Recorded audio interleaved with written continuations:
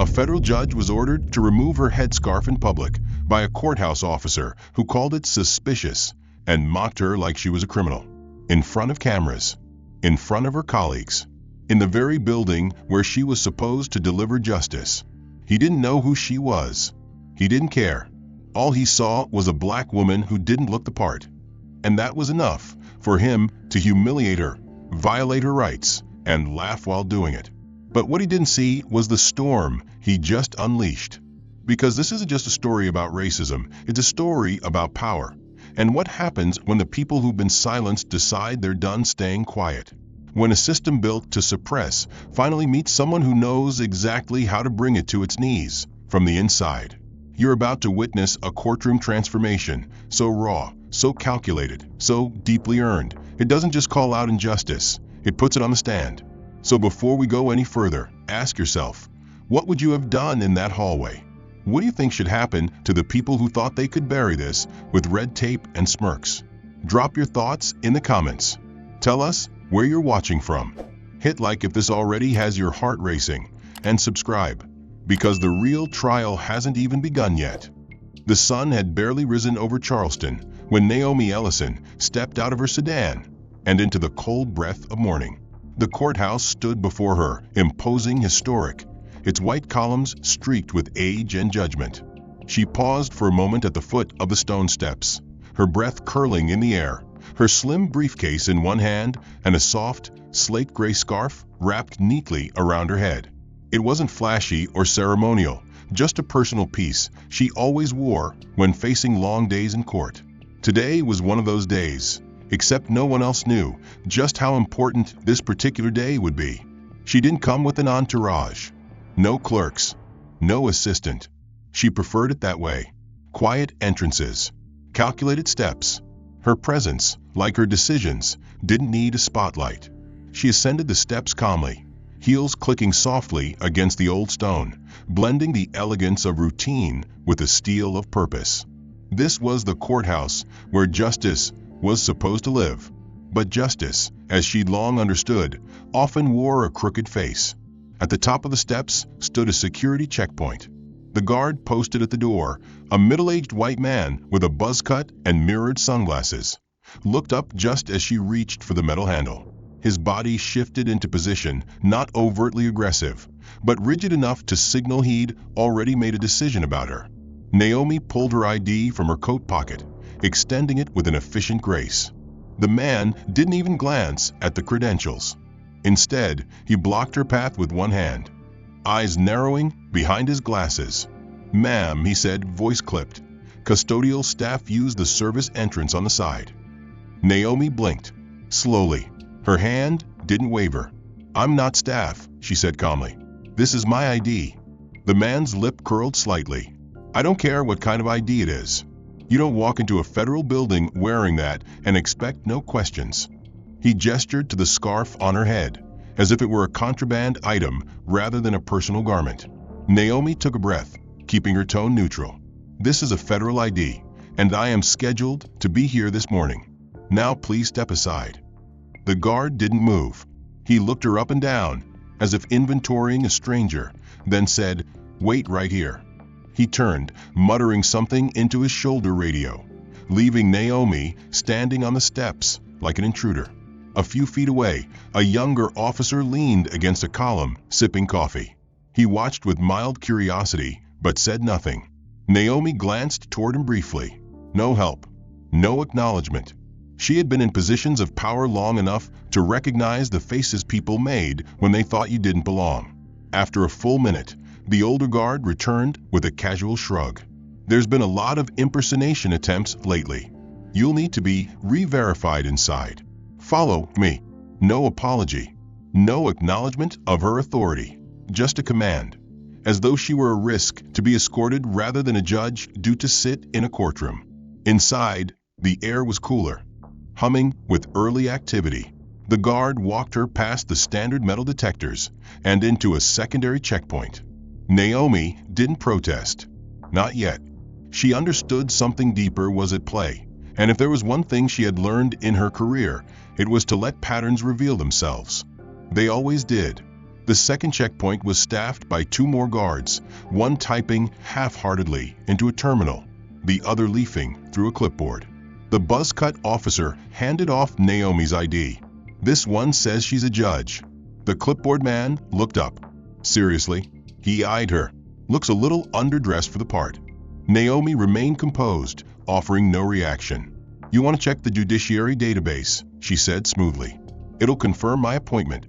They made no move to do so. Instead, the second officer waved toward a nearby bench. "You can sit while we sort this out." Naomi looked at the bench. It sat beneath a flickering overhead light. The walls were unadorned. The implication was clear. This was a place for waiting, not for belonging. "Is this standard for all judicial staff?" she asked. Clipboard man chuckled. "Only when they show up unannounced looking like civilians." Naomi sat, not because she had to, but because she had already begun documenting. Every word, every delay, every look. She glanced at her watch. 7:54 a.m. She was supposed to be in her chambers by now. Still no call. Still no question about her case schedule or assignment. Only suspicion. She looked at the reflection of the scarf in the glass wall across from her. Her mother's. Passed down. A symbol of grace, not defiance. And yet, it had become a barrier before she even opened her mouth. A few minutes later, a woman in a gray pencil skirt appeared. Naomi recognized her from past sessions, Monica Ray, a clerk for one of the senior judges. Monica approached slowly, then stopped mid-step. "Judge Ellison?" Naomi nodded once. Monica's eyes darted toward the guards, then back to Naomi. They didn't know. Naomi smiled faintly. They rarely do. When she finally made it past the checkpoint, the hallway to the judicial chambers felt longer than usual. Whispers followed her, not from the public, but from her peers, clerks, assistants, even attorneys prepping for cases. No one said anything overt, but their eyes did. She passed a portrait wall of past judges, all white, all male. Her own portrait, just added weeks ago, wasn't there yet. She entered her chambers in silence, but not in peace. The robe hung on the rack. The docket sat on her desk. The law was waiting, but the morning had already said enough.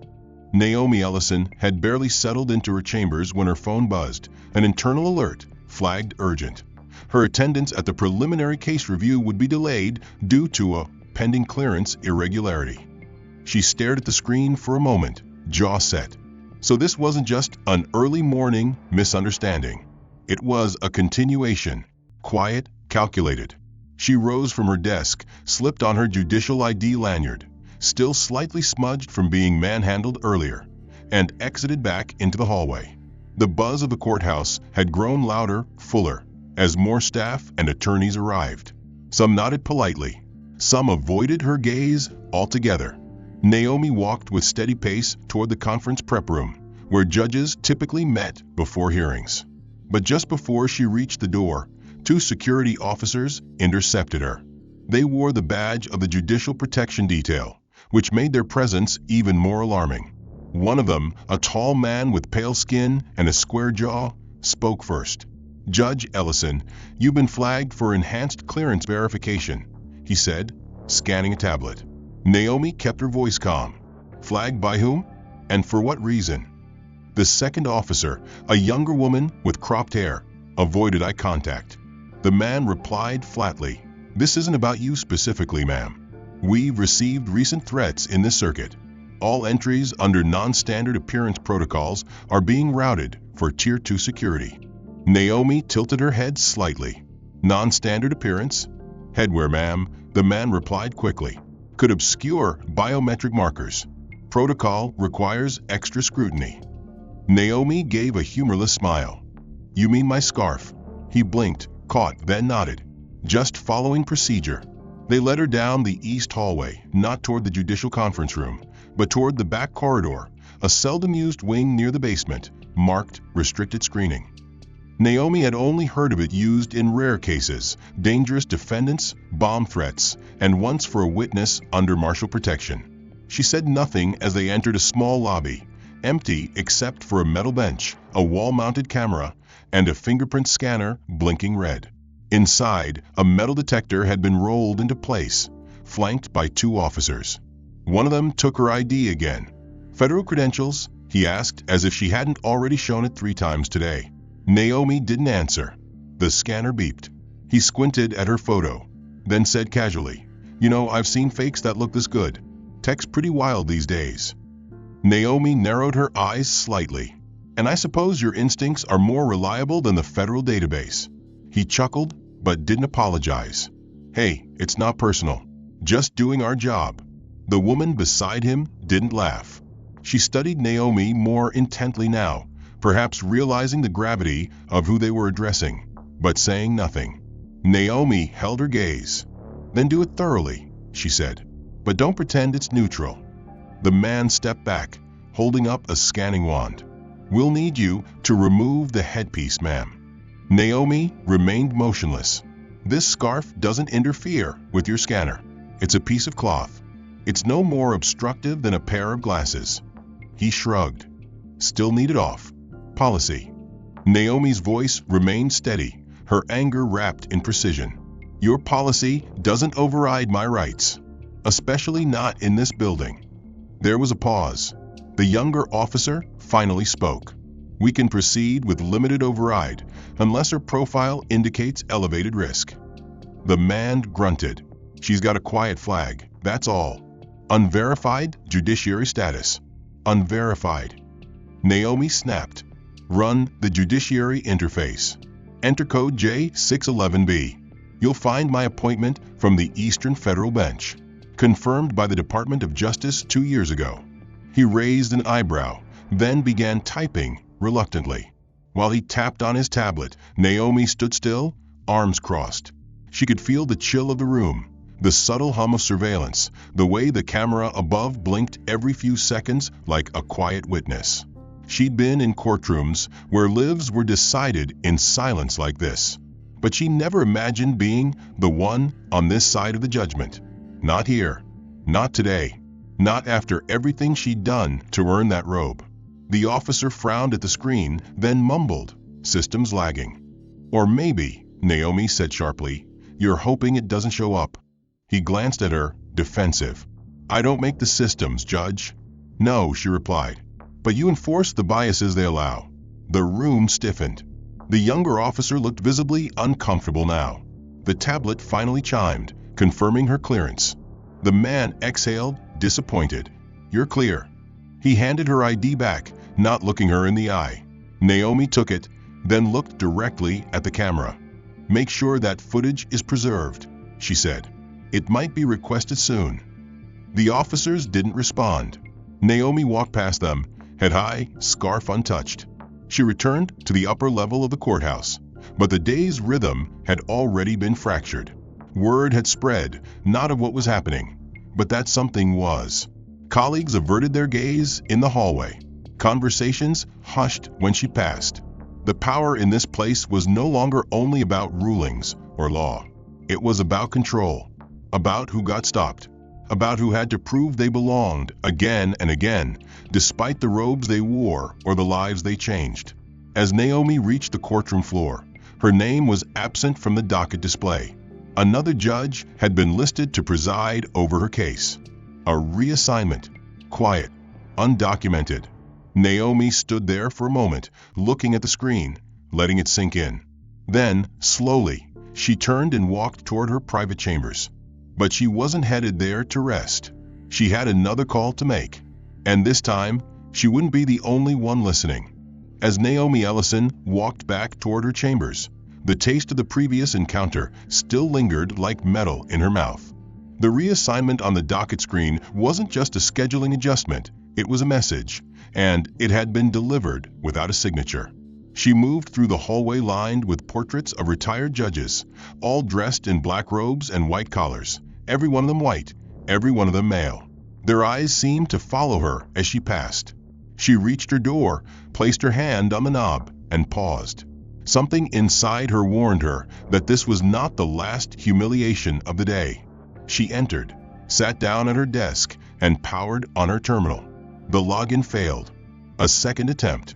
Again denied. She reached for her desk phone, dialed internal IT. No answer. She left a brief message.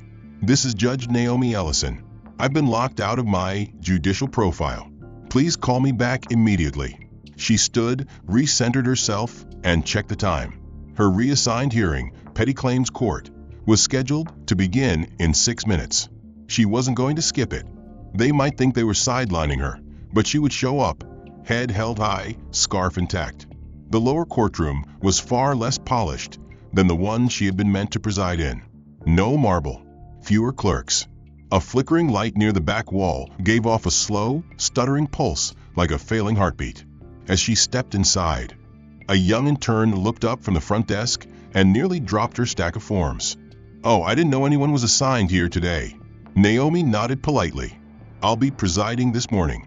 Is the docket ready?"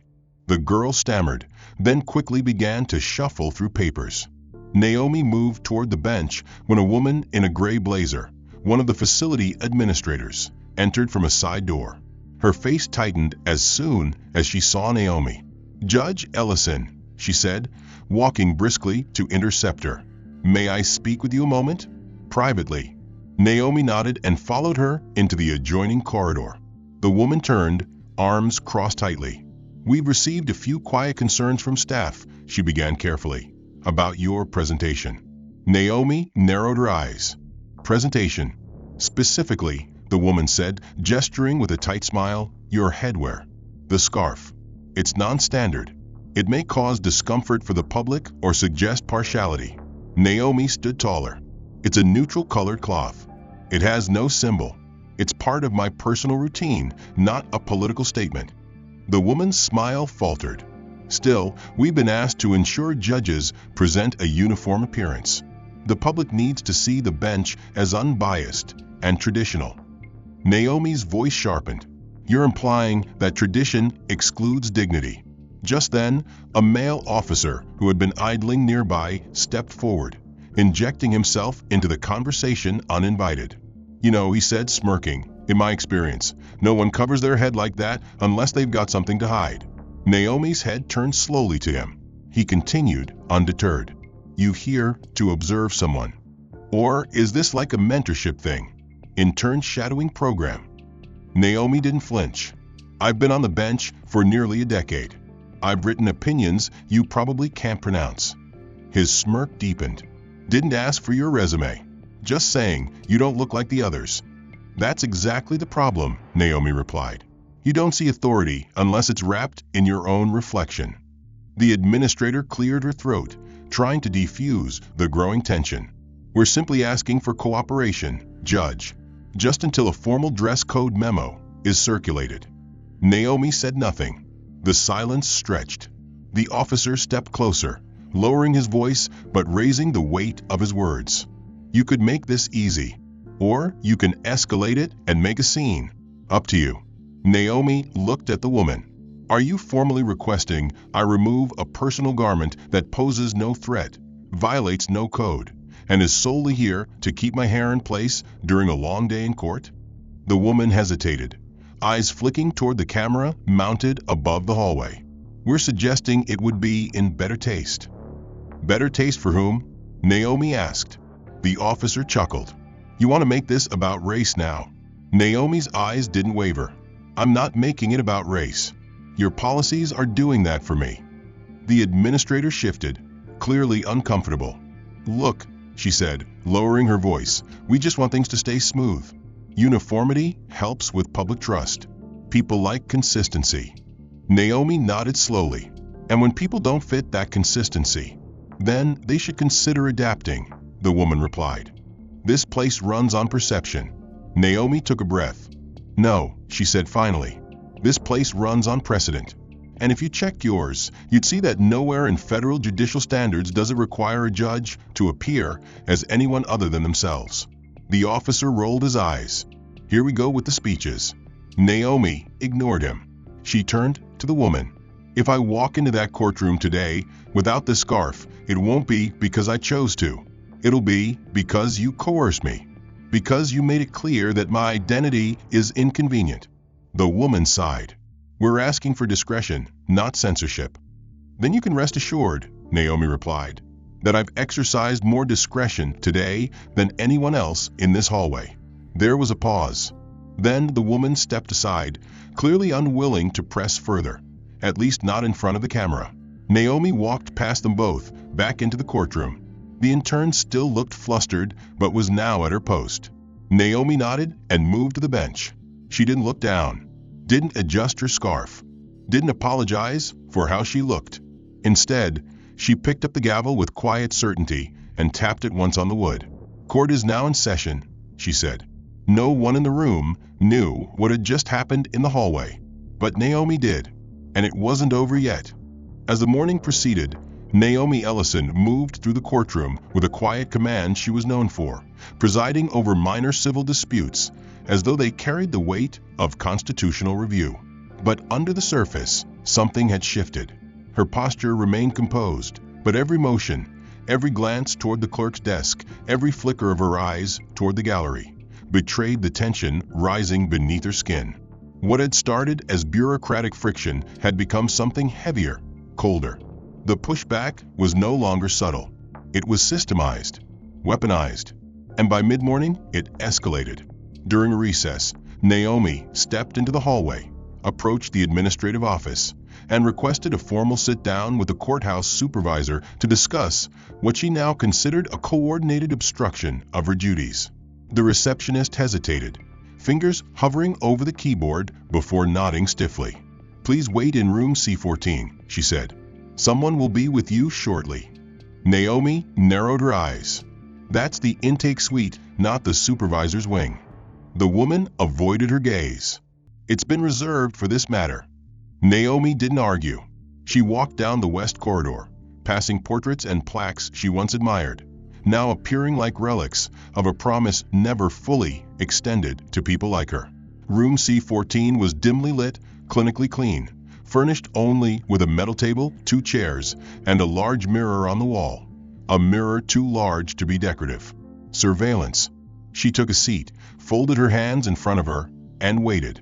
The door clicked shut behind her with a mechanical finality that didn't belong in a courthouse office. 10 minutes passed, then 15. No one came. She checked her watch. 11:36 a.m. The building had grown noisier as more hearings began across its many chambers, but this room remained silent, sealed. She stood, walked to the door, and tugged gently. Locked. Naomi's jaw clenched. She turned to the camera mounted above the door and spoke clearly. "Judge Naomi Ellison, I am here under false pretense. This is not a supervisory consultation. This is detainment. I am recording this declaration under federal knowledge." Just as she stepped back to the table, the door opened. A man entered, dressed in a sleek navy suit, thin gray tie, and a smirk that hit her memory like a sour note. Assistant District Attorney Thomas Whitmore. Once years ago, he had stood in her courtroom arguing a reckless prosecution, a case she'd dismissed with prejudice. He had never forgiven her. And now, he stood in this so-called consultation room with the air of someone who believed the game was already won. "Judge Ellison," he said, slowly pulling out the chair across from her. "Funny seeing you here. I hear you've had an eventful morning." Naomi stared. "What exactly is your jurisdiction here, Mr. Whitmore? Are you part of security protocol now?" He laughed softly. "No, but I was asked to consult when certain behaviors raise concerns." Naomi tilted her head. "Concerns?" "Emotional regulation," he replied, smooth as oil. "Escalation of conflict. Non-compliance with staff recommendations. It's all concerning, particularly for someone in your position." Naomi folded her arms. "You're accusing me of misconduct?" "Not yet," he said, smiling. "But that depends on how this conversation goes." Naomi's voice didn't rise. It sharpened. "This is not a review. This is retaliation." Whitmore leaned back in a chair, legs crossed. "Let's be honest. You've made people uncomfortable. Arriving out of uniform, wearing that," he gestured vaguely toward her scarf, "and responding defensively to basic protocol. If you were anyone else, this would have been over already." Naomi leaned forward slightly. "If I were anyone else, I wouldn't be here in the first place." Whitmore's smile faltered for the briefest second. "I'm just here to mediate. You're still welcome to return to court, pending a brief psychological clearance. Just standard procedure. A wellness check." Naomi laughed once, cold and incredulous. "You want to reframe this as concern for my mental health? It's better than the alternative," he said, suddenly less amused. "We could open an inquiry into your conduct this morning. Threatening staff, refusing lawful instructions, disrupting courtroom order." "You mean standing still while they trampled protocol?" Naomi shot back. "Refusing to remove a personal item that violates no statute? Or calmly correcting those who spoke to me like I was their intern?" "Perspective is subjective," Whitmore said. "But patterns aren't. And I see a pattern here: defensiveness, refusal to cooperate, a hint of martyrdom. It's troubling." Naomi stood. "Let the record reflect. I was summoned under false pretense, locked in this room without consent, and interrogated without cause. You want a pattern? That's your pattern." She turned toward the door. Whitmore rose, blocking her path. "You're not cleared to leave yet." "Try to stop me," Naomi said. For a moment, neither moved. Then the door opened again, and the same female administrator from earlier entered, holding a clipboard. She paused when she saw the standoff. "Everything okay here?" Naomi didn't answer. Whitmore straightened his tie. "We were just concluding. Judge Ellison has expressed some strong opinions. I'll document accordingly." The administrator hesitated, then nodded. "Security has requested she remain off the primary docket until internal review is completed." Naomi narrowed her eyes. "On whose authority?" "Judicial Oversight Committee," she replied. "Standard operating procedure in cases involving emotional volatility." Naomi stepped forward, her presence commanding even in this absurd setting. "So now I'm volatile. Because I refuse to bow to your image of who belongs here. Because I wore a scarf. Because I refuse to shrink." The administrator blinked, caught off guard by the force of Naomi's clarity. "No one's accusing. Yes, you are," Naomi said. "With every locked door, every whisper, every quiet little memo, you're telling me I don't fit. And I refuse to accept that." Whitmore's voice returned, quieter. "You're making this harder than it needs to be." Naomi turned, eyes like steel. "No, I'm making it visible. There's a difference." She walked past them, unlocked doors swinging behind her. No one tried to stop her this time. But the eyes in the hallway followed her again. And this time, they weren't just watching, they were waiting. Naomi Ellison moved through the corridor like a current breaking through stone. Every step back toward her chambers was deliberate, her silence more forceful than any speech she could have delivered. The previous confrontation with ADA Whitmore and the administrator had not just confirmed her suspicions, it had crystallized them. This wasn't about policy or security anymore. It was about erasure. Soft, bureaucratic erasure masked by professional language and procedural camouflage. She passed a paralegal who quickly looked down at her papers, a court clerk who smiled awkwardly and turned the other way, and a bailiff who stiffened and avoided her completely.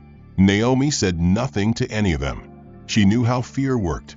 She knew how silence was passed around like currency in buildings like this, where power was sacred but never neutral. When she reached her office, she found her door slightly ajar.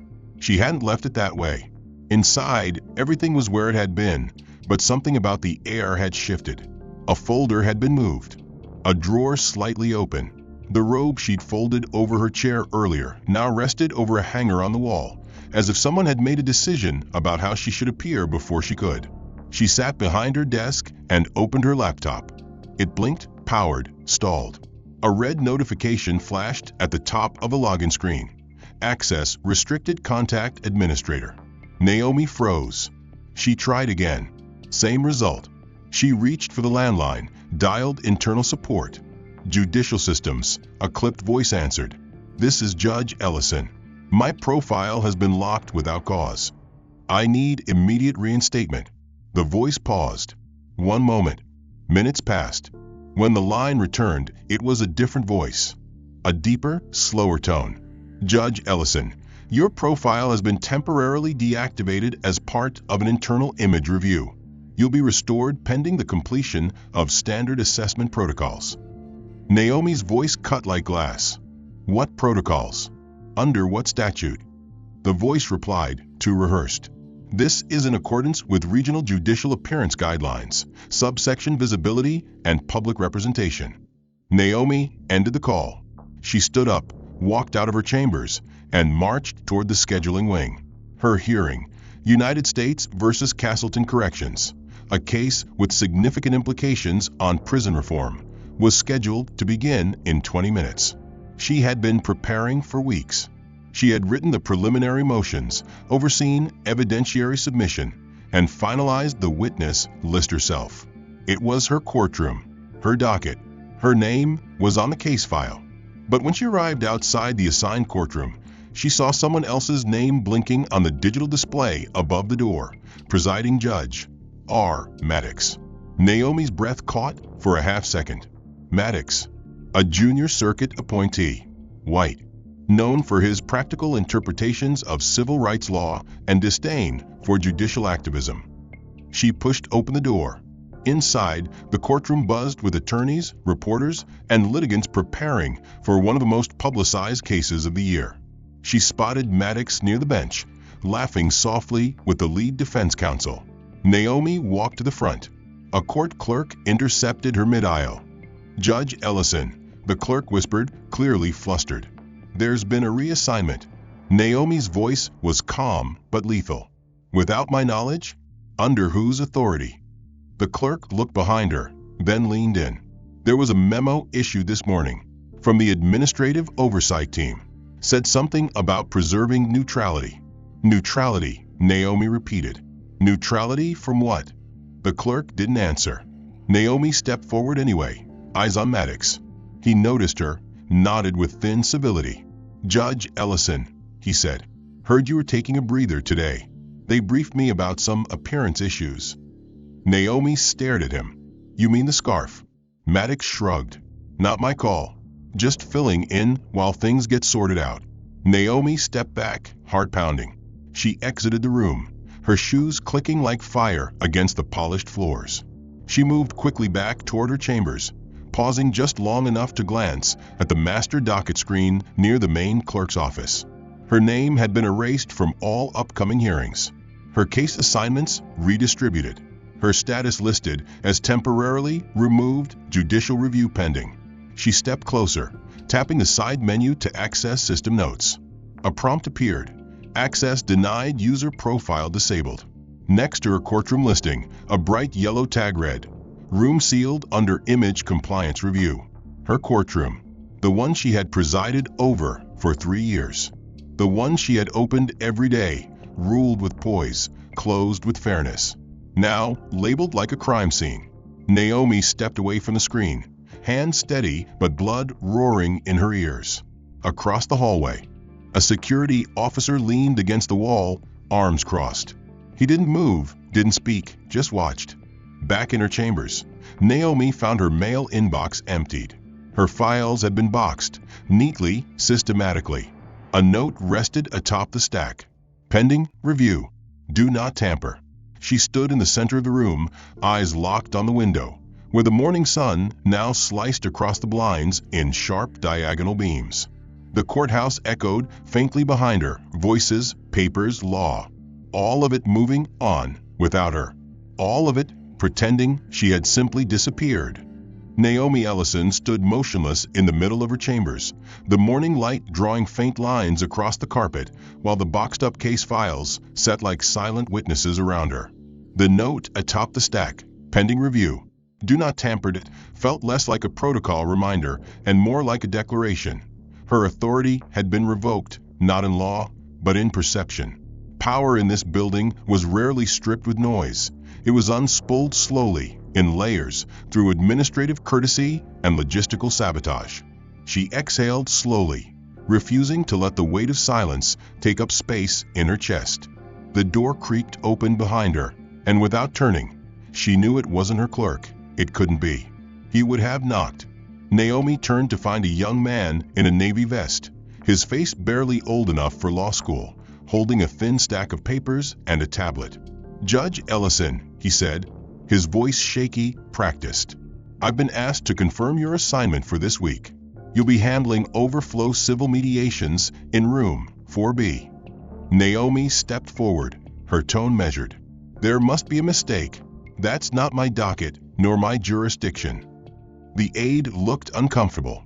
"I understand, ma'am, but the directive came from oversight. They've temporarily restructured assignments while things settle." She stared at him. "Settle?" He didn't respond. "What about my pending rulings? My active cases?" "All reassigned," he said, eyes darting toward the floor. "Effective as of this morning." Naomi's hand clenched at her side, but her voice remained even. "And my law clerk?" The aide hesitated. "Reallocated. Temporarily reassigned to Judge Maddox's chambers. You've been designated a floater until further notice." Naomi blinked. Slowly. "A floater?" "Just until the review concludes," he said quickly. "This is standard. Happens all the time." Naomi raised one eyebrow. "To whom?" He didn't answer. Instead, he held out the tablet for her signature. She looked at it, cold language, generic template, a digital signature box hovering beneath the words, "Assignment acknowledged." She didn't sign. "Do I still have access to case systems?" she asked. The aide shook his head. "You've been moved to read-only permissions until next week's reauthorization window. So I can't issue rulings?" "Correct, ma'am. Not until clearance is restored." Naomi folded her arms, the sleeves of her blazer tightening just enough to make her feel like armor was still possible. "Who authorized this change?" "It was a joint decision," the aide replied nervously. "Administrative counsel and oversight. I don't have the names." "Convenient," Naomi muttered. He shuffled slightly, then added one more thing. He reached into his folder and pulled out a slim envelope embossed with the court's insignia. "You're scheduled for a judicial conduct refresher this Thursday. Mandatory attendance." Naomi's brow furrowed. "Refresher." "Professional development," he clarified. "Standard protocol for judges under visibility review." "Visibility," she echoed, her voice sharper now. "Yes," he said quickly. "Appearance, tone, cultural sensitivity, engagement, just some basic training modules. All judges go through it at some point." Naomi took the envelope slowly. "And when did Maddox last attend this basic training?" The aide's throat bobbed. "I would know, ma'am." She let the silence stretch. He stood there, awkward, unsure if dismissed or dismissed with disdain. Naomi stepped back toward her desk, placing the envelope atop the "Do Not Tamper" note like a cruel joke layered on another. The aide lingered at the threshold. "Judge," he said, softer now, "for what it's worth, I'm sorry." Naomi looked at him. Her expression didn't soften. "If you were really sorry, you wouldn't be here delivering this." The boy hesitated, then turned and left, the door clicking gently behind him. She sat in her chair, the leather creaking beneath her as it always had, except now it felt thinner, less rooted. She looked around at her office, an office she had built from the dust of effort, long hours, earned trust, and the small dignity of being exactly who she was without compromise. And now it had been reduced to a holding cell in disguise. An hour later, she entered room 4B. The courtroom was smaller, windowless, the air staler. No bailiff greeted her. No clerk. A metal table stood where her bench should be. No nameplate. No seal. The first mediation was scheduled for 1:15 p.m., a dispute over fence height and tree roots between two neighbors. Naomi took a seat behind the plain desk and opened the file, but every word blurred. She wasn't angry because she had been reassigned. She was angry because they thought this would humble her, that this slow suffocation would teach her to bend. A knock at the door broke the silence. Another aide stepped in, holding a sealed folder. "Sorry to interrupt," he said, "but I was told to confirm you received your module login for the professional conduct sessions." Naomi didn't look up. "Yes, I received it. It begins Thursday. Dress code is business casual. Sessions start promptly at 9. Let them know I won't be late," she said without looking at him. He left. She stared at the blank wall across the room, behind the desk that wasn't hers, under the lights that hummed too loudly for a room meant to reflect justice. The hum of the fluorescent lights in room 4B was sharp now, constant, like static buzzing beneath Naomi Ellison's skin.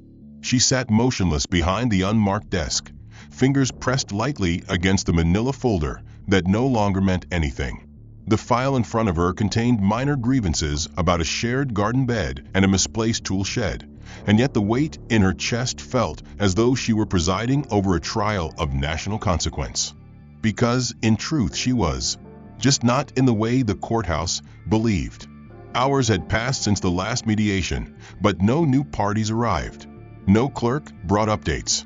The door remained shut, as if the courthouse had forgotten the room existed. Or perhaps it was deliberate, an attempt to isolate her further, to convince her that her authority had withered in the shadow of noncompliance. She knew what they were trying to do. What they didn't know was what she had already done. At exactly 4:03 p.m., the silence broke. The door opened, not timidly, not with hesitation, but with measured purpose. A man in his early 40s stepped inside. His suit was plain, dark gray, with a single silver pin on his lapel, and his ID badge remained tucked just enough into his jacket to avoid drawing attention. His skin was warm-toned, his expression unreadable, but the moment Naomi met his eyes, her breath steadied. He closed the door behind him and offered a slight nod. "Madam Ellison," he said quietly, "we've received full confirmation. The signals were all logged. Audio, video, timestamps, identifiers. It's clean. We're ready to proceed to phase 2. Naomi stood. There was no need for pretense anymore. She took a step forward, voice even. "Any breaches?" "None," the man replied. "Your placement of the mic was perfect. We got them all. The hallway conversations, the locker room jokes, the reassignments, the withheld credentials, even the training module suggestion." Naomi inhaled through her nose, slow and deep, the air sharp in her lungs like oxygen after suffocation. She reached for the corner of the scarf wrapped neatly around her head, worn not just for tradition or dignity, but for protection. Not just from the gazes, but from the ignorance. Her fingers slipped beneath the fold of the fabric and gently tugged. The scarf unfurled like a curtain parting from a stage. Underneath, clipped discreetly near her temple, rested a micro-recording device no larger than a coin, its LED indicator now glowing green. She held the scarf in one hand and looked at the agent, her tone edged with resolve. "Then let them see what they tried to bury." The agent nodded. "Are you sure you want to make the reveal public?" "Not in this room," she said. "In the rotunda. During case transition. Peak staff visibility. I'll notify the DOJ stream team," he said, pulling out his phone. Naomi moved toward the door. "No press yet," she added. "This is internal first. This is about the system seeing itself." They exited the small courtroom, the agent a few steps behind her, unobtrusive but present. As they walked through the west corridor, conversations paused, then resumed with an unnatural tempo. Several employees looked up, puzzled. A few squinted, trying to make sense of her presence. She wasn't scheduled to be anywhere. Yet here she was, walking with calm purpose, no robe, no folder, just truth in her stride. By the time they reached the main rotunda, a circular nexus at the heart of the courthouse, dozens of personnel were already there. Clerks changing shifts, bailiffs chatting by the central directory, junior attorneys gathering near the snack kiosk. Naomi stepped into the space, not seeking attention, but pulling it nonetheless. Her presence radiated certainty now, not defiance. She walked to the center of the marble floor, the hem of her jacket sweeping softly against her heels, and paused beneath the skylight. A hush followed. The ambient conversation thinned. People turned. Naomi slowly lifted the scarf she'd just removed and folded it with care, placing it in her left hand. Then she raised her right, unclipped the microphone, and held it out, small, precise, glowing. She spoke clearly. "This," she said, her voice carrying just enough to reach the far corners, "has been recording every word spoken to me since Monday morning. every order, every dismissal, every judgment made without due process.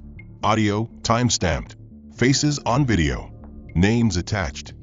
A collective breath was drawn from the gallery of onlookers. The air grew taut. Naomi continued, "I am not here in protest. I am here in documentation.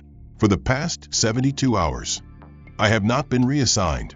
I have been embedded. This courthouse is under federal observation by the Department of Justice for suspected systemic discrimination, and I have served as its primary investigative agent." Murmurs erupted, half-hushed, confused, disbelieving. A paralegal gasped. A clerk dropped a coffee cup. Naomi didn't flinch. Every time I was stopped without cause, every time I was stripped of access, every time my scarf was questioned, every time my competence was doubted, it was noted, it was recorded, and it will be submitted to the Civil Rights Division of the DOJ at 6 p.m. today. From the far side of the rotunda, one of the junior judges turned and walked quickly down the hall. Another pulled out a phone, only to be intercepted by a federal agent entering from the south wing, now clearly visible. Naomi didn't smile. She didn't gloat. She simply raised her chin, the light from a skylight catching on her cheekbones. "I was asked," she said calmly, "to attend a refresher on professional conduct this Thursday. I will be declining that invitation. I have submitted a refresher of my own, one that this entire institution now gets to watch in playback." The silence that followed was not empty. It was seismic. It was the sound of a system seeing itself clearly for the first time and finding something cracked beneath the surface. The echo from a rotunda hadn't yet faded when Naomi Ellison turned away from the shocked crowd, her scarf folded neatly in her hand, the recording device now tucked safely into her blazer. Every eye followed her as she crossed the marble floor with silent authority. She did not glance back. She did not need validation from those who had once whispered or doubted or averted their gaze. The truth was no longer hidden. It moved with her, pulsing in her step, crackling beneath her skin like justice made electric.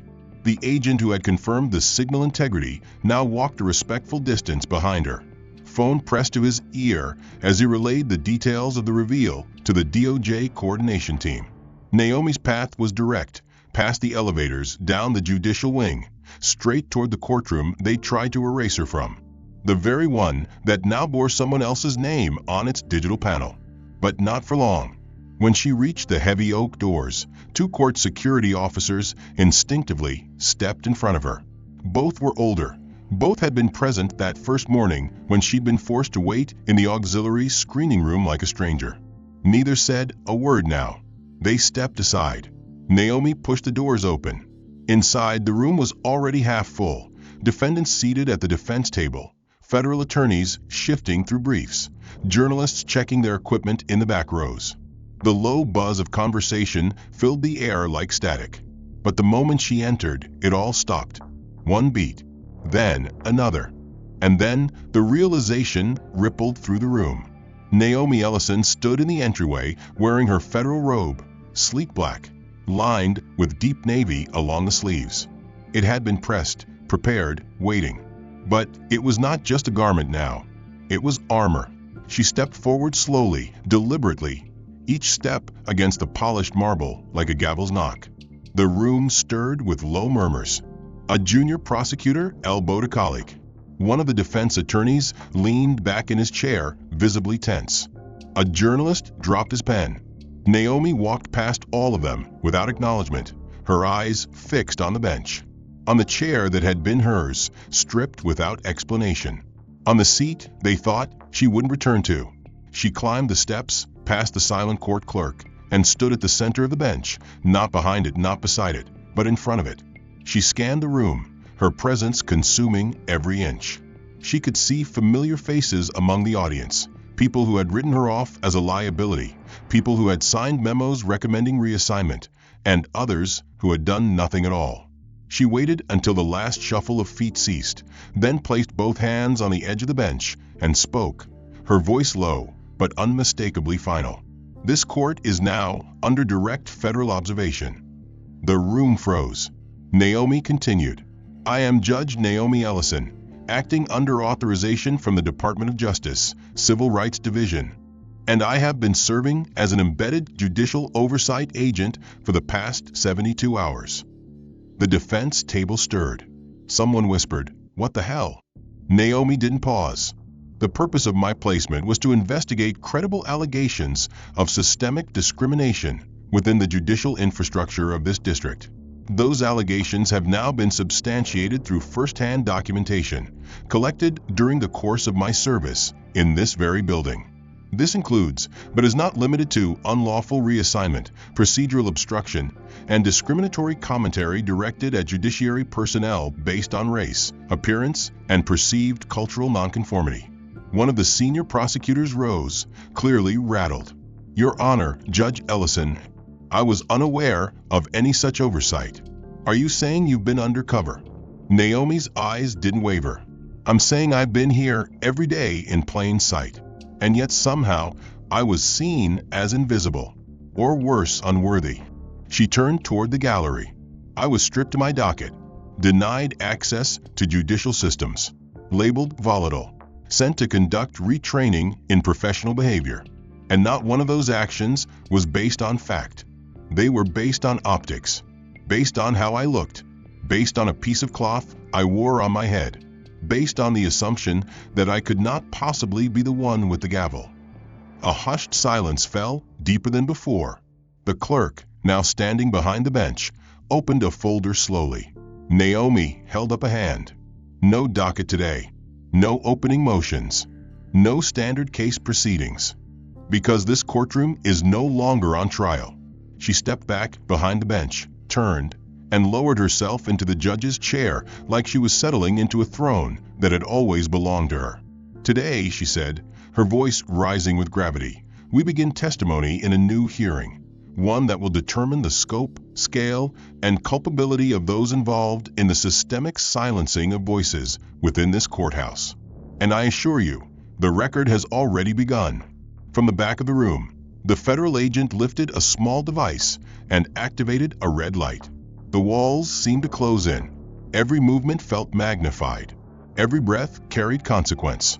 Naomi tapped the gavel once, firm, resolute. "This court is now in session for the truth." And with that, the real trial began.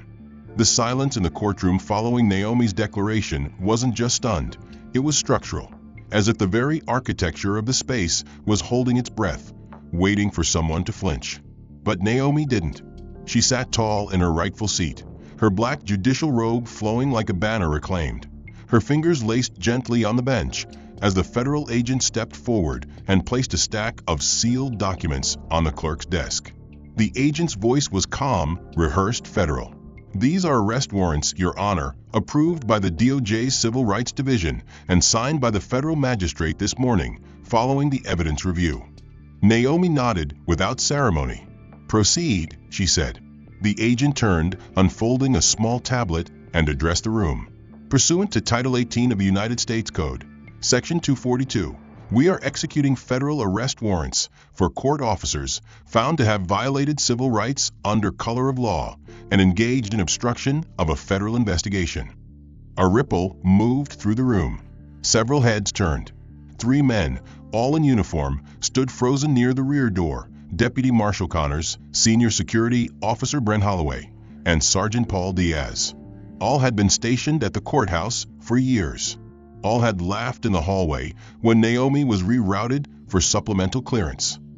All had watched in silence when she'd been asked to remove her scarf.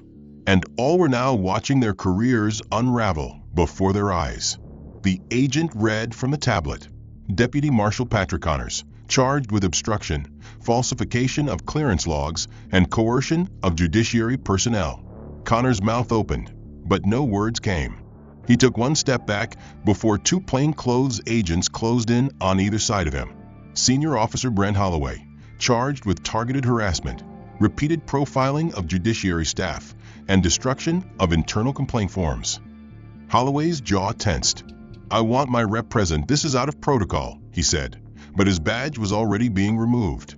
Sergeant Paul Diaz, charged with conspiracy to retaliate against an active judicial officer and abuse of authority during classified proceedings. Diaz shook his head. "This is a mistake. I followed orders." "That defense," Naomi interjected from the bench, her voice sharp, "didn't work at Nuremberg, and it won't work here." The courtroom gasped softly. The arrests happened swiftly, cuffs clicking shut with a kind of finality none of the accused had expected to experience inside their own house of power. The gallery watched in wide-eyed silence as the three men were escorted from the room, their names echoing now not as authority, but as evidence. Naomi turned to the clerk. "Document the arrests in the public transcript," she ordered. "Effective immediately." The clerk nodded, her fingers moving rapidly across the keyboard. Naomi's gaze swept the room. "Let the record show," she said, voice steady, "that the justice system in this courthouse has, for too long, relied on a system of unchecked privilege, concealed bias, and silent complicity. Today, that system is being dismantled." Just then, the courtroom doors opened again, not slowly, not quietly, but with a sharp push of someone trying to outrun consequences. It was Chief Deputy Administrative Judge Richard L. McCrae, the same man who had signed off on Naomi's reassignment 3 days earlier. He was flanked by 2 advisors and moved directly toward the judge's bench, his face flushed with agitation. "Your Honor," he said, with a kind of edge that came from decades of assumed dominance, "this proceeding is in direct violation of courthouse protocol. You are compromising active case law with political theater." Naomi didn't blink. "Is that a formal objection?" "It's a warning," McCrae snapped. "This is not your role. This is not how investigations are managed." Naomi nodded slowly, then gestured to the agent, who stepped forward once more. "Judge McCrae," he said, holding up another sealed document, "you are under review by the Office of the Inspector General for unauthorized tampering with the judicial assignment algorithm and suppression of flagged discrimination reports filed against internal staff." McCrae's eyes widened. "That's ridiculous," he said. "I had nothing to do with case allocations beyond protocol." The agent held up a printed copy of an email chain. "You directed the reassignment of at least 4 high-profile civil rights cases away from Judge Ellison. You also approved a software override that blocked her from accessing judiciary records 2 hours after a complaint was filed against Officer Holloway." McCrae's mouth opened, then closed. Naomi leaned forward. "Did you think the algorithm wouldn't leave a footprint?" she asked quietly. "Every action in this building is time-stamped. You buried complaints. You protected offenders. You tried to make me vanish through paperwork." The room was breathless now. McCrae shook his head slowly, the weight of inevitability pressing against his spine. "I was protecting the court from chaos," he murmured. Naomi's tone was ice. "You were protecting yourself from accountability." 2 more agents stepped inside. The advisors flanking McCrae stepped back. "You are not under arrest at this time," the lead agent said, "but you are suspended, effective immediately, pending a full investigation into abuse of administrative authority and violations of the Civil Service Ethics Act." McCrae looked at Naomi one last time. For a moment, it wasn't anger in his eyes. It was fear. Then he turned, escorted out not in cuffs, but in silence. A silence heavier than iron. Naomi exhaled, not with satisfaction, but with precision. The balance was shifting, and the reckoning was no longer theoretical. It had names, faces, timestamps, and witnesses. The courtroom didn't move. Neither did Naomi. There was still more to come. The courtroom remained silent long after McCrae was escorted out, the echoes of exposed systems and shattered power dynamics still vibrating in the air like the last tremors of an earthquake. Naomi Ellison stayed seated on the bench, her fingers curled lightly over the gavel, not as a symbol of judgment, but as a quiet tether to the transformation that had just unfolded. In the days that followed, the courthouse shifted from a place of stone silence to one of cautious voices. No banners were hung. No celebrations took place. But something far deeper began to happen, something more important than immediate vindication. People started asking questions they had been trained to ignore. Staff reviewed policies with renewed scrutiny. Younger clerks whispered about rights they'd only read in textbooks, but never believed they'd have to defend from within their own walls. Naomi remained at her post, hearing cases as usual. But now each ruling she handed down carried a different resonance. Not louder, just more visible. The system saw her now. It saw itself through her. 3 weeks later, Naomi was invited to the Southeastern Judicial Ethics Conference, an annual gathering she had once been quietly excluded from without explanation. This year, not only was she invited, she was asked to keynote. The auditorium was filled with legal minds, judges, clerks, public defenders, law students, many of whom had watched the events of Charleston unfold through news clips and quietly leaked recordings. As she stepped onto the stage, the room stood, not because they were told to, but because the truth, once seen, could not be unseen. She spoke plainly, directly, with the same calm that had carried her through humiliation and back to honor. She spoke of dignity and silence, and how complicity often wore the same robes as justice. When she finished, there was no thunderous applause, just a steady, unified rising of people who finally understood that power is not held by the loudest, but by those who refuse to bow when dignity is on the line. After she left the stage, a man stepped forward from a crowd, a senior policy advisor from the State Judiciary Office, once known for his dismissive quips about decorative activism. Naomi recognized him immediately as the man who had, months ago, snidely commented on her scarf in a panel conversation, suggesting that optics matter more than narratives. He approached the microphone at the end of the panel with uncharacteristic humility. Clearing his throat, he said, "Judge Ellison, I once questioned your presence not because I understood the law, but because I misunderstood its spirit. I owe you an apology, and today I bring more than that." He held up a document. This is a drafted proposal for a statewide judicial code amendment, one that protects the right of individual expression in nonverbal attire, so long as it does not interfere with the impartial execution of justice. We're calling it the Visibility Clause, and we'd like to name it after you, if you'll allow it. Naomi didn't smile. She nodded once, not for pride, but for progress. Later that month, in a small courthouse across town, a familiar face reappeared in the Community Service Division.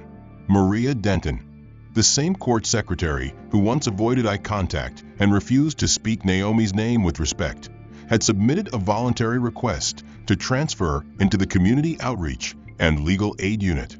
When asked why, she spoke during the Monday staff briefing with a trembling voice but a clear gaze.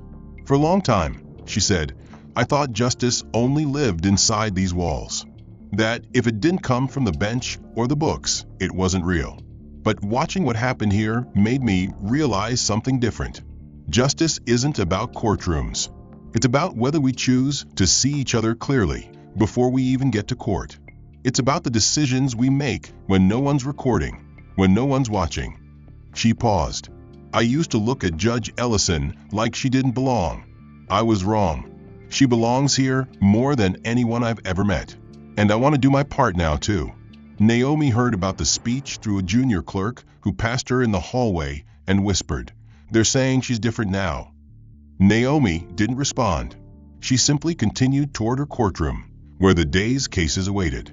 There were no television crews anymore, no federal agents monitoring the hallways. But there was a new stillness in the building, not the kind that comes from fear, but from respect, from the slow rebuilding of something once broken. The Monroe Mandate, passed weeks after the hearings concluded, was now being adopted in courthouses across the Southern Circuit. It required bias training, anonymous complaint mechanisms, quarterly performance reviews tied to equity metrics, and most importantly, it mandated visible accountability at every level, from bailiff to bench. Naomi didn't attach her name to the policy, but others did. Months later, she stood on the steps of a local middle school, invited to speak at a Future of Justice seminar organized by 8th graders who had followed her story.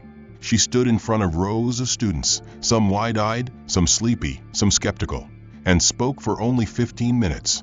No slogans, no sound bites, just one clear message. You don't have to wear a robe to demand justice. You just have to recognize when something is wrong and refuse to let it stay that way. One student, a girl with thick glasses and a shy voice, approached her afterward. Do you think people like me can ever become judges?" Naomi knelt slightly, met her gaze, and replied, "People like you are exactly why the bench will be better tomorrow than it is today." That night, as she returned home, Naomi placed her scarf on the entryway table, unfolded, freshly laundered, not worn for protection anymore, but kept as a reminder. A reminder that what once marked her as a target had now become a symbol, not of rebellion, not even a victory, but of presence. And presence, when held unapologetically, has a power no title alone can carry. Justice had never been about wearing a robe. It had always been about refusing to take it off when it mattered most. And now, because one woman chose to stand when she was told to sit, others were standing too. Not behind her, but beside her. If this story resonated with you, if it made you think, feel, or simply pause, don't let it end here. Hit the like button to show your support, and subscribe so you don't miss the next story that challenges the system and speaks to something real. What part of Naomi's journey impacted you the most? Was there a moment that caught you off guard or made you rethink how justice should work? And tell us, where in the world are you watching from? Drop it in the comments. We'd love to hear your thoughts and your city. Let's keep this conversation going.